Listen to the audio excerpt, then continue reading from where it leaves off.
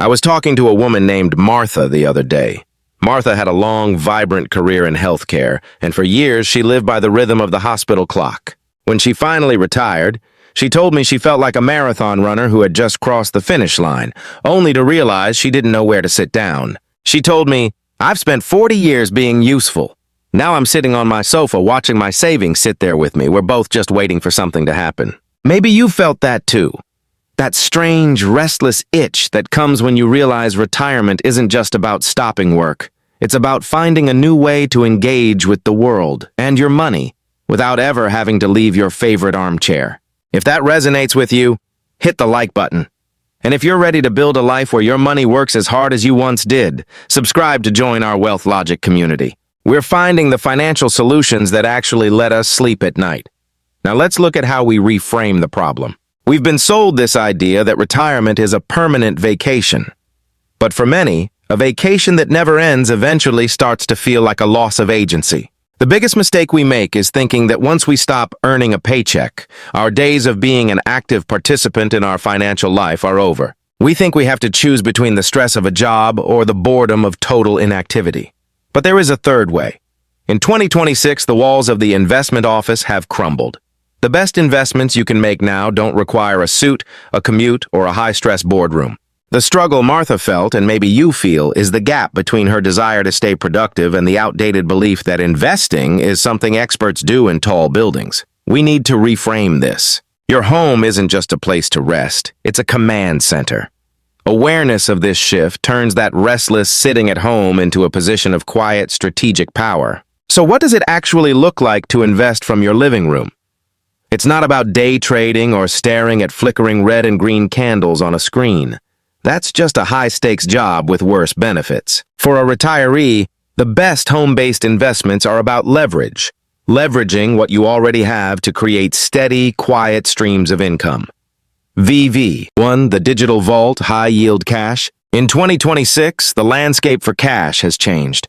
We're seeing online-only banks offering rates we haven't seen in decades, some as high as 5.00% APY. For someone like Martha, moving her emergency cash from a big-name bank paying 0.1% to a high-yield digital vault is the simplest win there is. It's a 10-minute task from your tablet that can result in thousands of dollars of extra income per year.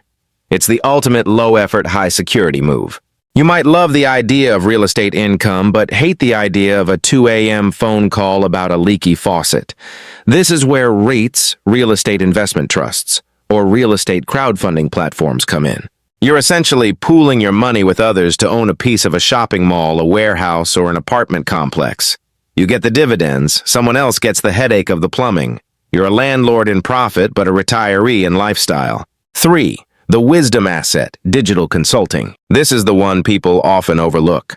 Your greatest investment isn't in a ticker symbol. It's the 4 decades of know-how sitting between your ears. I told Martha, "You spent 40 years navigating hospital bureaucracy. There are startup founders and younger managers who would pay for 1 hour of your perspective a week. Platforms now allow you to consult or tutor remotely.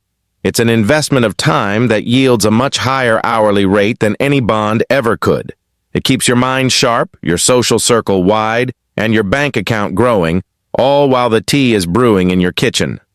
4. The income layer, dividend aristocrats. We've touched on these before, but from home, these are your silent employees.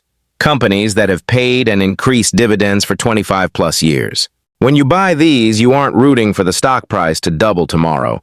You're hiring a company like Johnson & Johnson or Procter & Gamble to send you a portion of their profits every quarter. When you buy these, you aren't rooting for the stock price to double tomorrow.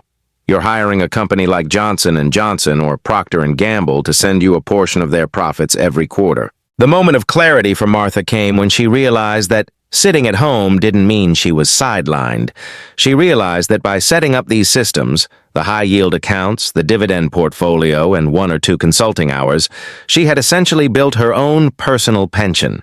This shift changes everything.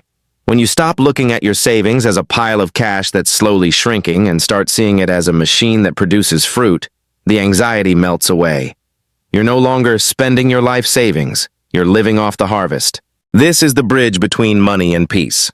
It's the realization that you are still the CEO of your life, even if the headquarters is your favorite recliner. You aren't behind because you aren't in an office. You're ahead because you've mastered the art of making money work for you rather than the other way around. If you're sitting at home today wondering where to start, keep it simple. Don't try to build the whole machine in an afternoon. Audit your lazy cash. Look at your primary savings account. If it's not earning at least 4%, you're essentially paying the bank to hold your money. Open one high-yield account this week. Identify one wisdom project. Think of one skill you have that someone younger would find valuable. You don't have to start a business. Just look at a site like Bolden or Flex Jobs to see what's out there. The Joy Check. Every investment you make from home should pass the nap test. If it keeps you from taking a peaceful afternoon nap because you're worried about it, it's the wrong investment for this stage of your life. I saw Martha again last week. She wasn't at the grocery store this time. We caught up over a video call. She looked lighter. She told me she'd started micro-consulting for a nursing school and had moved her stagnant savings into a high-yield ladder. She said, "I'm still sitting in the same chair, but the view feels different. That's what I want for you. I want your home to be a place of replenishment, not a place of worry. You don't need a financial advisor in a glass tower to tell you how to be secure. You just need the willingness to make a few small, smart adjustments to the tools already at your fingertips." Take a breath. You've done the hard work of building the mountain. Now it's time to enjoy the view, and maybe let the mountain grow a little bit more on its own while you watch. Progress beats perfection every single time.